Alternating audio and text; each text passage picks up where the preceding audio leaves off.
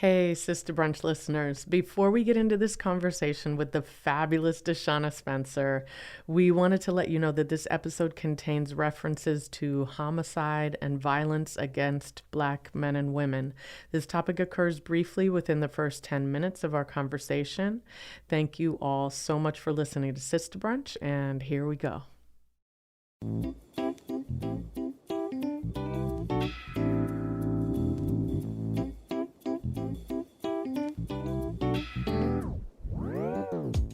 Welcome back to Sister Brunch, the podcast about Black women and gender-expansive people thriving in entertainment and media. And now we are in our 4th season, you all. This season, you can leave us a voicemail too. You can call us at 424-587-4870, and we might just play your question in a future episode or feature your question on our Instagram at Sister Brunch Podcast. I am Fanshen Cox, and today's guest is the amazing DeShuna Spencer. She's the founder and CEO of KweliTV, a streaming platform dedicated to curating and celebrating Black culture on a global scale. Before starting KweliTV in 2015, she was a journalist and radio host on Washington, D.C.'s 89.3 FM WPFW, where she discussed social justice issues impacting people of color. She's a social entrepreneur who is very well on her way to breaking barriers in the most unconventional way. Welcome, DeShuna Spencer. Thanks for having me. I'm excited to be here. Yes. I feel like I got to see you twice in a month or something. Yeah, twice in 1 month. I feel very lucky. We met at the Black Media Symposium at Boston Right. University. But I knew about your work already. I was already following KweliTV. I didn't have a subscription yet, but I do now. So, Yay. I'm so excited. yes.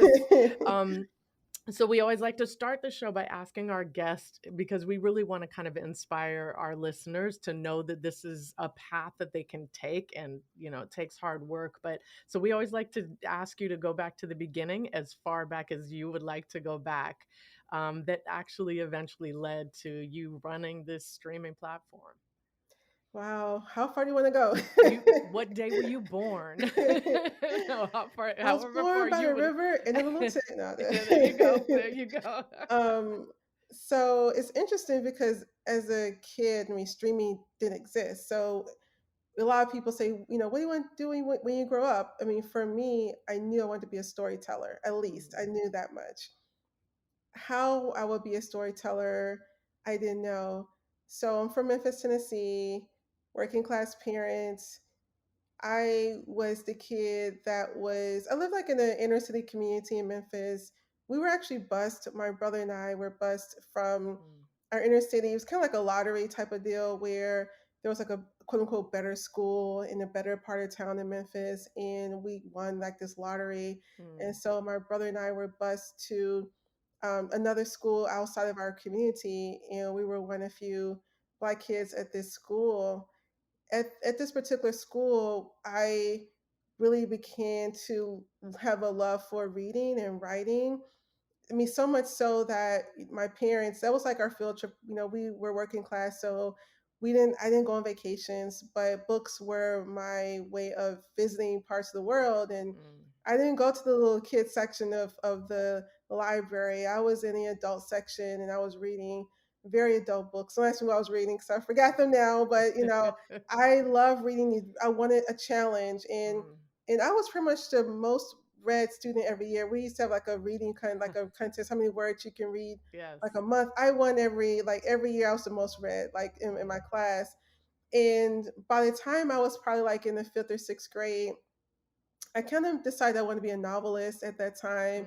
Mm. But I also was an avid writer, so I used to write short stories all the time. Even to this day, I still have copies of the short stories. I would create character stories and character Mm. arcs. I mean, I would, write all these scenes. I mean, I loved it. I love writing dialogue as a little kid.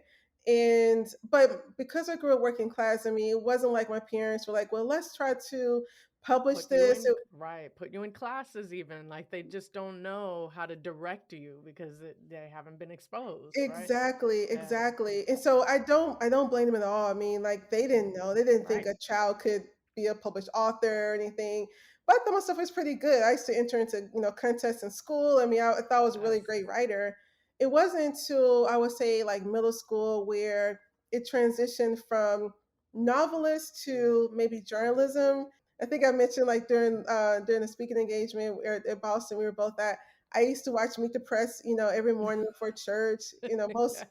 Most 10-year-olds don't watch Meet the Press, but I love, watching it. It was, Hmm. very fascinating to me. I was an avid reader, like, again, but beyond like novels and books, but also magazines. And so I used to read Ebony and Jet all the time. I learned about Emmett Till reading Jet magazine on my Hmm. way to church one Sunday. And so when I got to high school, I was on the yearbook staff, and one of my the professor or teacher suggested like, have you really thought about journalism? And so when I went to college, I mean, I really wanted to be a journalist. I wanted to tell people stories in a way that maybe other people couldn't. I also had thought about being an entrepreneur. As someone who used to be an avid reader of, teen magazines, I wanted to, it's like maybe there could be a teen magazine for Black girls, things like that. Hmm. It wasn't until I was working in daily news. My first job was actually working for the Clarion Ledger in Jackson, Mississippi. I was originally an obit writer, and then I became like a general summary reporter. I was kind of going out, doing beat stuff. I had my first, front page story on election night when my senior year. I was really excited. Even my, professors were really excited about that too. When I graduated, that's when I was working at the Oakland Tribune. I was pretty much a cop reporter, and that's where I talked about my job was pretty much writing about young Black men and some women getting murdered. Like that was pretty much Right. all I did. I knew the coroner, I knew the police chief, I knew them way too well. I was so good at my job that I think his name was Harry, lead cop reporter. He was going to retire, and they were going to make me lead cop reporter at like 22, 23. Wow. And I remember touring up the main police station. I met some police officers. I had some meetings with the police chief. They trusted me to tell their stories, which is also very problematic, right? As Mm. well, because Mm. you want to tell authentic stories. You don't want to like, well, we're gonna tell the side of the police, correctly all the time. If they did something incorrectly, they need to be called out on it. Right. Right. And so they had me meet with the police chief, I guess, to vet me to see if I would tell the stories maybe in the way that they wanted. Right. And but it really hit home, like I said, when I had that one interview where it was like I suppose like a double homicide. Boyfriend and girlfriend were supposed to be murdered. Their child was in the back seat of the car, Mm. and Harriet's like, DeShuna, there's this double homicide. Both of the parents passed away. The baby survived. You need to talk to the mother of the daughter who was in the passenger side. And that was when I made that phone call. And like, I'm DeShuna, I'm so sorry for your loss. And the mother was hysterical, like, sorry for your loss. You're always the first one to know. And she starts crying, like crying so hard, like Mm. hysterically crying. And I'm like trying not to cry. And I'm like, let me double check with my editor. I'm so sorry. And I go to my editor, like huffing and puffing, like, wait a minute, you told me that she passed away. I think I'm the one who actually, told her that her child has Oh. passed. Mm. And so Mm. it was very upsetting for me to have to, be the person to do that. And then when I went back to my editor, that's when um, that's when I found out that, actually no, she really did survive, and you need to go back and do that story again. Oh my goodness. And so that was the part that really that's the part that really hurt, because I'm like, well, I'm happy she was alive, right? I mean, I Right. was happy she Right. was alive, But here but you had been in a position to make things more traumatic for this family because you were doing your job, and that's what this job entailed. exactly. And honestly, if you're a cop reporter, I mean, that's pretty much what you do. You're interviewing people at the worst moments of their lives, Right. and it's not like they have time to mourn, they have time to think about what happened. It was very raw. I mean, her child was still in ICU, her child was still alive, and they were just en route back home to grab some stuff to spend a night with her, and there she is, Mm. she, so I didn't want to do that. Like, Yeah. I just felt like this isn't what I signed up for. Mhm.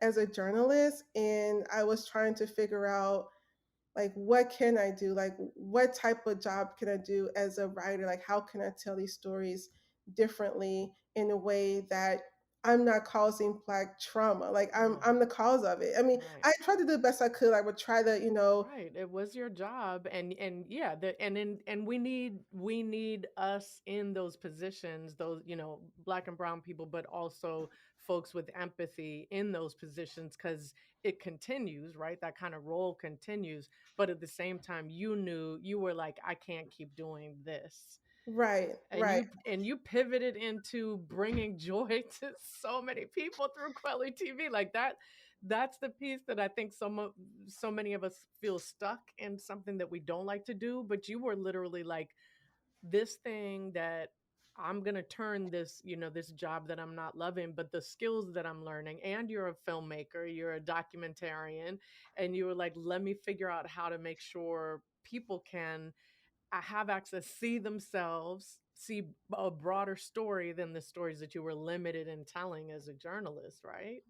Right, and it was a pretty long journey, to even get there because, like, once I decided that I didn't want to be a journalist, or at least in that capacity, like, I ended up working for like a weekly paper, being a feature writer, very very soft stuff, and Mm-hmm. then after that, I ended up moving to DC area, and I was 24 years old, and that's where I knew that I was trying to figure out like how can I learn how to manage something because Mm-hmm. when you're a journalist, you just write. You don't really know how to manage a team. You don't know how to manage, a budget. You don't know how to do any of that stuff. Right. And so I ended up taking this job and then working there for way longer than I wanted to work as a communications manager and then a director of communications for this organization it was a non-for-profit organization. I was the first Black manager at this job. The CEO and I did not get along at all. I mean, he was kind of low key, like racist a bit. Sometimes he would say things that are a little bit out of line, and I Mm. was always to check him on it. So it was really, as someone who's 24, starting out in your career, having to check people, it was very hard and it Yeah. was very difficult. But I knew I had to stay the course because I learned so much there. I learned how to manage a team. I learned how to manage a budget, having a budget and having writers and having learning social media, learning, videography. Like the Mm. one good thing about this job was they gave you money each year to learn things. And so I, Wow. I took classes on videography and I took a documentary class. I took a class on producing for film. Like all this stuff was, under this company. I learned so much there. It allowed me to do my first documentary with the skills that I learned Yes. with the funding that they gave me, Mm. to learn and grow. And I feel like it was a really great experience, even though there were so many other rough patches of that company. But that was the last company I ever worked for. I never worked for anyone else after that. Oh After my that company, goodness. yeah, I've You only like took you took the skill, you got those skills, you kind of took what you needed out of that company, and now are working for yourself. Yeah, I am. I mean, it's a journey. I always tell people that, who are interested in entrepreneurship, like it's not for the faint of heart. Like it's a lot of work. It's super stressful. But if you're passionate about what you're doing, and if you're not looking about, okay, it's about the check day one, it's really more about the mission. The money will come, the customers Mm. will come, all that will come if you're in it for the right reason. And so it's been a very bumpy road to get here, but we're still here. Amazing. This is Sister Brunch, the podcast by and about Black women and gender expansive people thriving in entertainment and media. Stay tuned for more of our conversation with our guest and social impact executive, DeShuna Spencer. And also, while you're here, go ahead and do us the favor. Even if you just like the show and maybe you don't even really, really love it, still, you could give us, like 4 stars. We'll take all 5 stars as well. Leave us a quick review on Apple Podcasts or Spotify or wherever you listen to your podcast, and share the podcast too with your friends and family.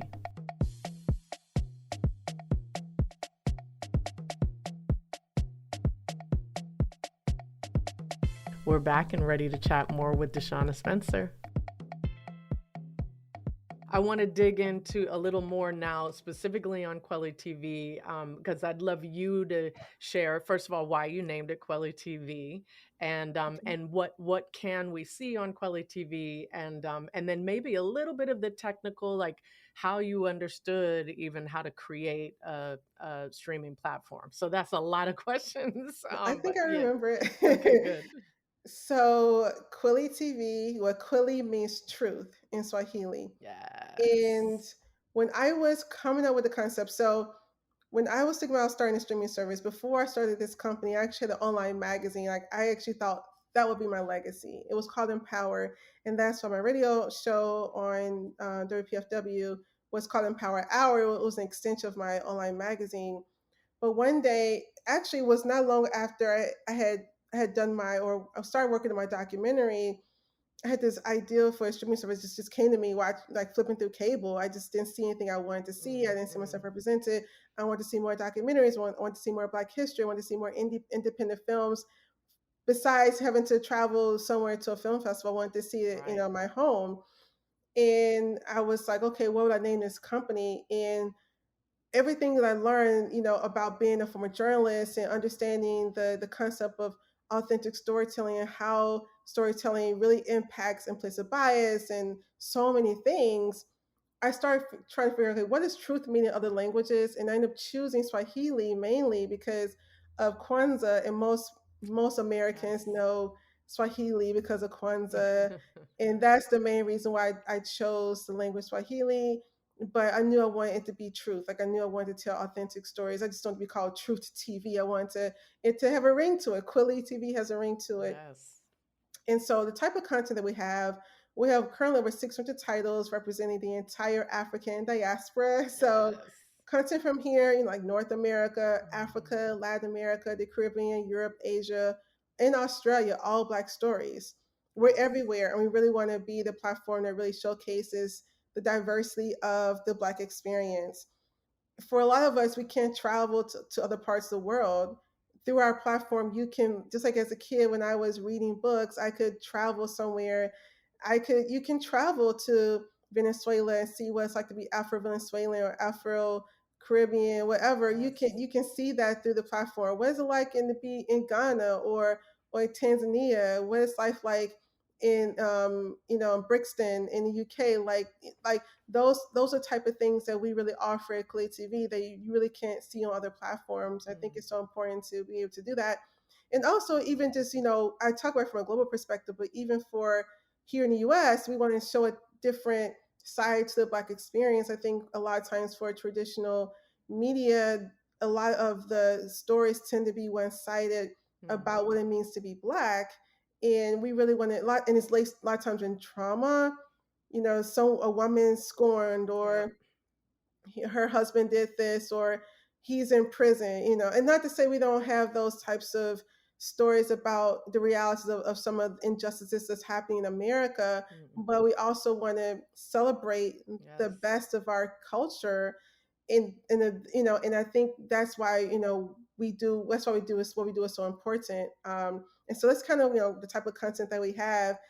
As far as like our top titles or top type of genres, I always tell people, believe it or not, documentaries are like the top. People love documentaries on the platform. They're really Love into the that. history, animation. Sci-fi is also a really big Yes. one, and children's programming. So we really, and not to say other platforms don't focus on those, but I would say other platforms that may focus on Black experience may tend to steer towards from rom-coms traditionally, or the maybe more soap opera y type Mhm. of Mhm. stories, like very, very traumatic and trauma and drama, type of Yep. stories. If there are documentaries, sometimes they tend to focus on like I hate to say Big and Tupac, but you'd be surprised how often I'm pitched about Big and Tupac. Wow. Okay. I believe me, like I love the music and but Yeah. I'm like, how many more docs can we do about Right. about that? Right. So we really want to tell unsung heroes. We want to really showcase those on our platform. I love it. And I think that that's what you do, is to show us all the possibilities, cuz I think you're right. There's space for all of us. All kinds of stories should be told, but also if we keep telling the same kinds of stories over and over again, it's just like erasing us, right? Because then still young people don't know that the story, a different kind of story that they may have, they don't know that they have a place where they could share that story. How did you have the technical understanding? So you talked about like being the communications manager and knowing, having kind of the storytelling skills where you know how to choose a good story. But I'd be like, what streaming service? Like, do I get a developer? Like, how did you do that part? That was ignorance is bliss, sometimes they say. I didn't know the first thing about starting a streaming service. When I had my online magazine, there were so many resources for starting online magazines. I mean, even there was a book called How to Start an Online Magazine for Dummies. Like, there literally is a book called that. Yes. There is no How to Start a Streaming Service for Dummies. Like, Right. that book does not exist. Now, Yes. Reed Hastings, he's not, there is no book. He doesn't want competition, and he's Right. not, readily trying to give it out. At the time, there weren't many streaming services. It was pretty much mostly, I would say, Netflix, Hulu, HBO was, trying to get a few things off the ground. I Hmm. think it was HBO Go at the time, wasn't HBO Max. Right. And so I didn't really know how to get started. The best I could do was, because of my online magazine, one of my board members was a full stack developer, because I wanted to have a well-rounded group of people who were on my board. And I asked, once I have this idea for this platform and I don't really know what to do. Like, I started my online magazine with a very, very, beefed up WordPress site. You can't have a streaming service on WordPress. Like, it's not gonna work out. Right. One video alone, if you're trying to Yeah. upload a video on WordPress, Done. it's Right. the one video, that's it. And so I was like, what? I don't even know where to get started. I started doing some research, and that's when I learned about what it takes to build like a startup, like a tech streaming service. Like, I didn't know what AWS was, Amazon Web Oh, Services. okay. Yeah, I do. I'm proud to say I do know that. I think that's because we have to hold our podcast content on them. Okay. Yeah. Okay. I But you didn't know started to, yeah.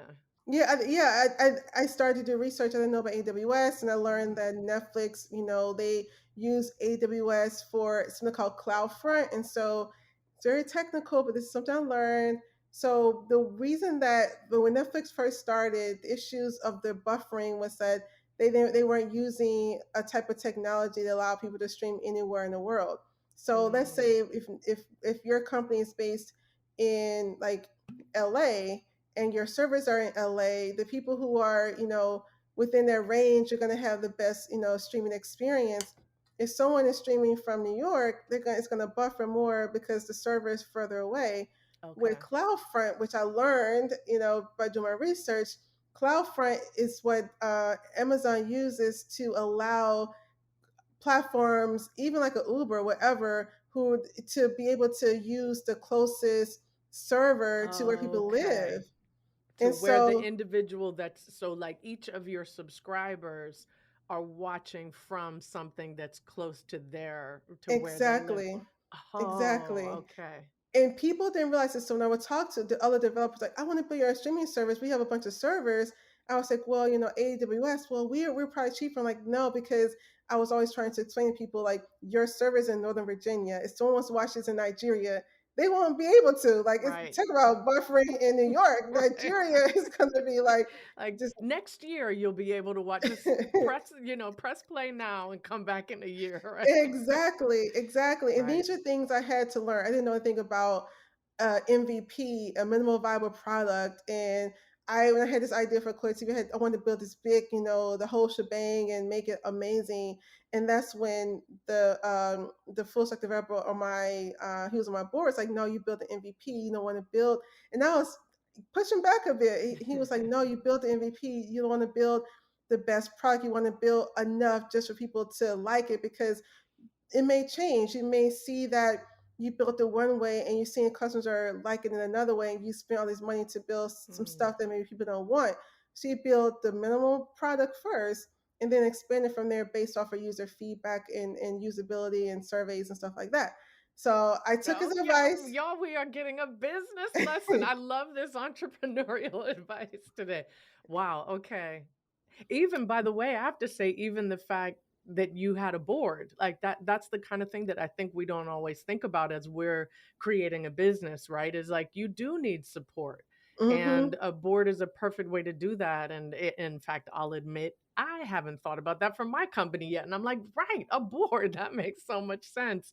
And then you have people on your board that understand the different things that you need in order for the company to run.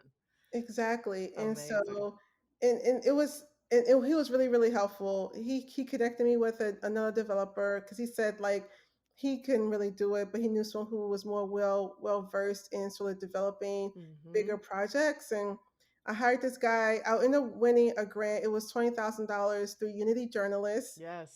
I'm not sure if people remember Unity Journalists, but it was all the other organizations combined, NABJ, NAHJ, NAAJ, all, came together every 4 years. And so Unity created a fund because for journalists of color, we're typically the last one hired, first one fired. And Mm. this was an opportunity for us to be able to create our own media companies. And so they gave out two $20,000 grants.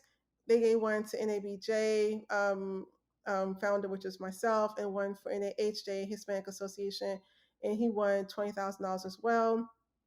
And I pretty much gave all that money to the developer Mm. to Yep. build Yep. the MVP. It was crazy though. He skipped out, like he ended up moving to Colorado, and he didn't finish our No. beta. No, he finished about 80 to 90% of it, and I ended up just releasing it because it's interesting because I wasn't sure what to do because I didn't have any more money. But I ended up reading the co-founder of LinkedIn, I ended up reading a quote. I was doing some research one day, and it said, "If you're not embarrassed by the first version of your product, you started too late." And so I Ooh. was super embarrassed by the first version, and so that's the reason why I went ahead on and decided to release it, even though it wasn't. It was horrible. It could play movies. It can take people's money. Like it was. That was it. If people Okay. need to reset their passwords, I had to do it. Which was Whew. And how many subscribers did you have at that point? we had, Enough early that it was on. going to be hard to go through. Exactly. I mean, we had a couple of hundred. I would Wow. say on day one we were getting subscribers. It was shocking to me. It was exciting. I would go Yes. online and refresh, and people were signing up every single day, and I just couldn't believe it that people were, into it. Not that I mean, I knew people would be into it, but you build something, you don't know how people will Right. react to it. Right. And that was the tech side things. Also, even getting the content was less challenging, but still somewhat challenging because there weren't a lot of streaming services around. People were like, "Who are Yeah. you?" Especially you, right? Right. Yeah, you were one of the only people running your own one for Black folks. Well, you still Right, are the only one running one for Black folks, but at that time, I mean, right, we have to think about how much has changed since you got started. But at that time, right, like even just you convincing people to take you seriously, right, and then I love that quote. I think our listeners had no idea that we're getting a how I built this Black woman version today. It's the sister brunch version of how I built this. I this is I'm so glad to hear that piece of it because I think that's where we get intimidated, right? Is we think, well, I don't know how to do that piece of it, so I'm just not going to do it. But you were like, no, I'm gonna learn.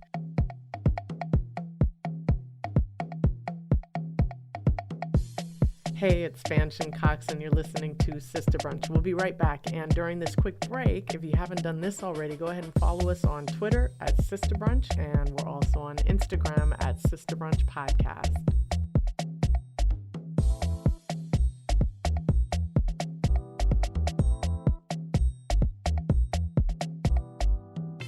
this is DeShuna Spencer, and you're listening to Sister Brunch. You talked about that 20 grand. Are you comfortable talking about what your salary looks like now or what your range is. Like, how do you survive on this? What did it take to get you kind of the financials, wherever you're comfortable to talk about the financials? And also, obviously, this will change. So, this will warn everybody this won't be entirely evergreen, but talk about what it costs to subscribe to the channel and what that means for you in terms of your survival and comfort and luxury, hopefully. Good question. So, it's been interesting. This journey is really interesting as far as like raising money. I always tell people I had no idea the disparities that Black women face when trying to raise money. I'm not sure if I mentioned it at Boston University, but typically when I go to speaking engagements, I always ask the audience to guess what percentage they think Black women receive in investment dollars, 0 to 100%. And it's always, did I mention that during No, the, I don't think so.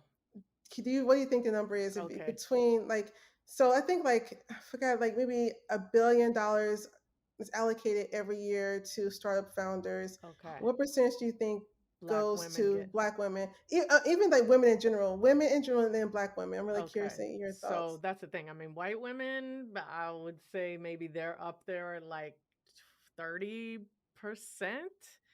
Okay. Black women,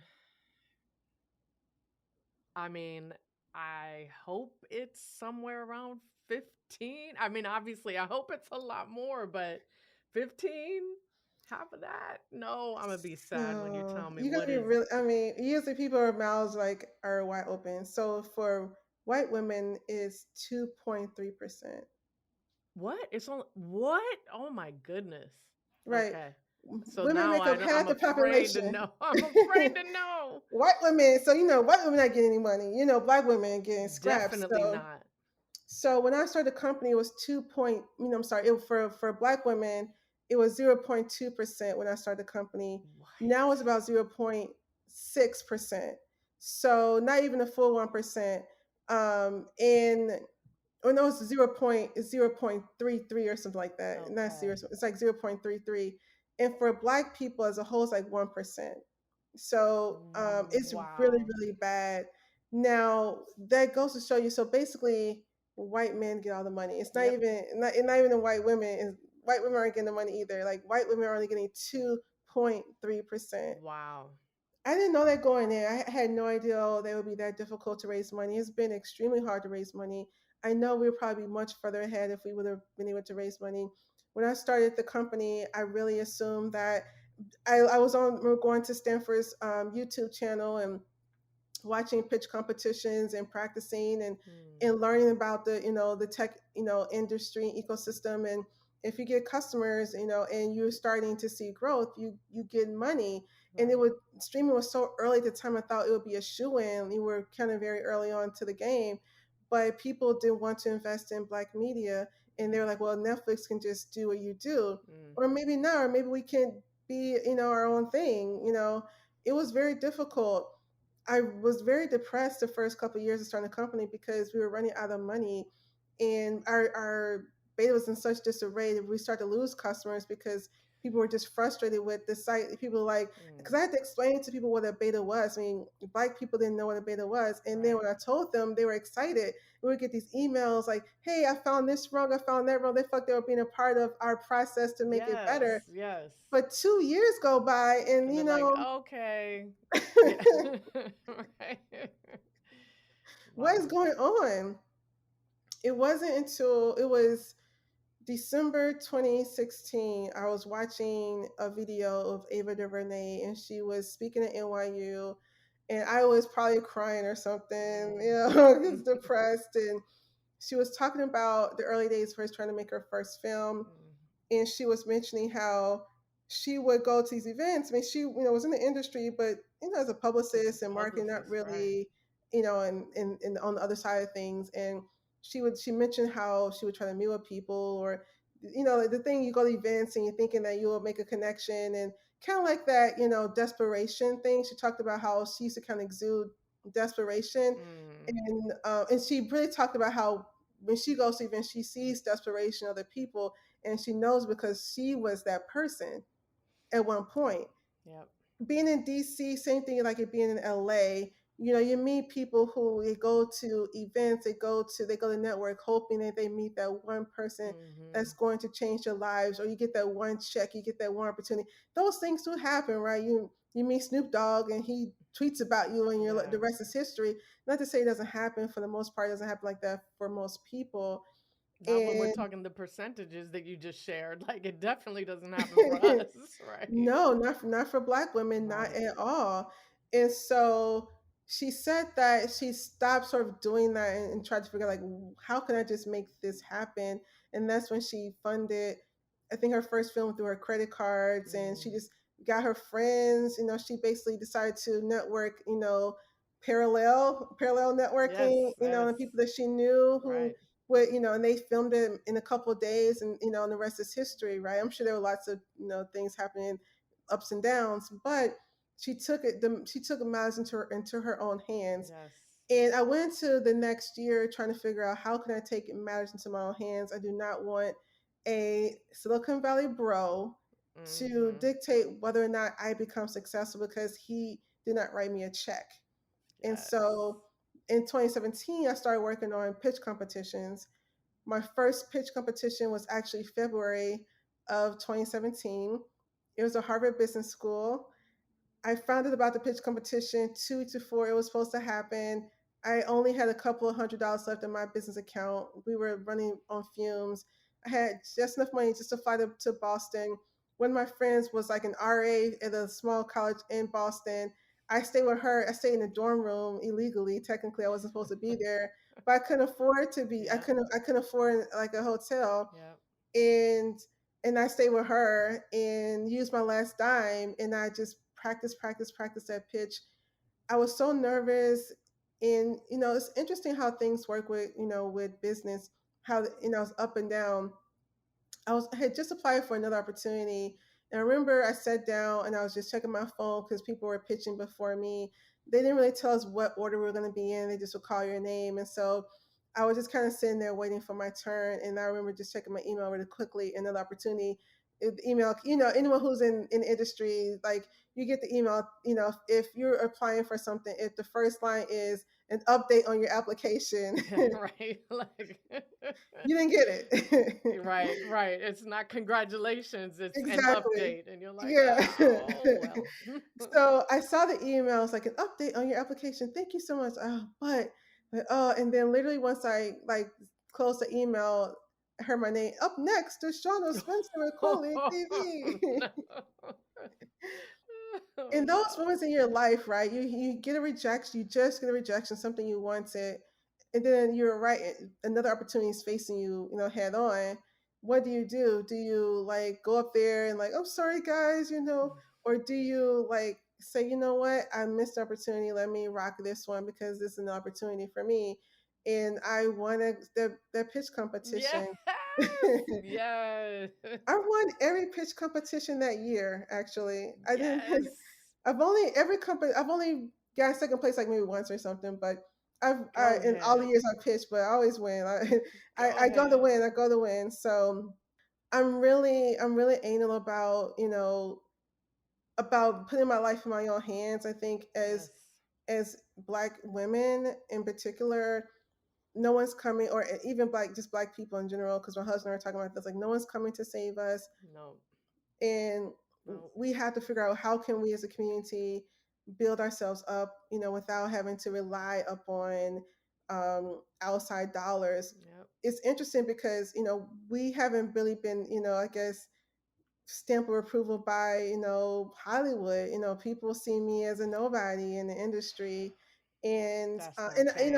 try to work. It's okay. I try not Yeah. to let that get to me. I've had lots of Mm-hmm. people come and go who claim they're gonna do this and do that, and Right. it just doesn't work out. And I just learned that I'm I'm not gonna let that bother me. I Yep. know what my mission is, and until otherwise, something happens that shows we need to be in a different direction, I'll keep doing this. The way I always think of it is you let them come to you, and that I'm confident. Like it's not about, oh, as long as just do this thing, because I talk to people pitch in their projects, et cetera, all the time, or organizations, initiatives, and they're like, well, Sundance didn't let us in. And I'm like, well, bump Sundance. Like, Right. make it so that Sundance comes to you the next Mm-hmm. time, right? And that is what you are building, because they don't have what you have, which is the commitment to community.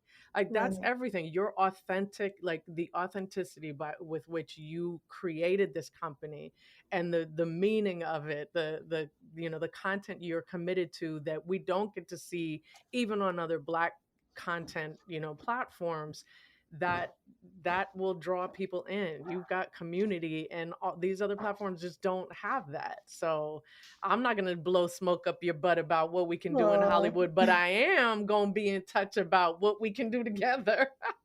definitely. I'm Because excited for that conversation. me too, me too. Okay, this has been amazing. I'm gonna ask you one more question, and then we will wrap up. So this is our Sister Brunch question. Sister Brunch came out of the Directors Guild of America trainee program. So our co-host Anya, she was in the trainee program, and then the women of color would get together on the weekends and have a brunch to be able to talk about all the things that they were experiencing while they were in the trainee program or on sets. And that was a place where they could be comfortable. So that's why we call it Sister Brunch, and then she started having sister brunches and brought me to one. And I was like, wait a minute, all these amazing women that y'all are telling me you can't find to hire.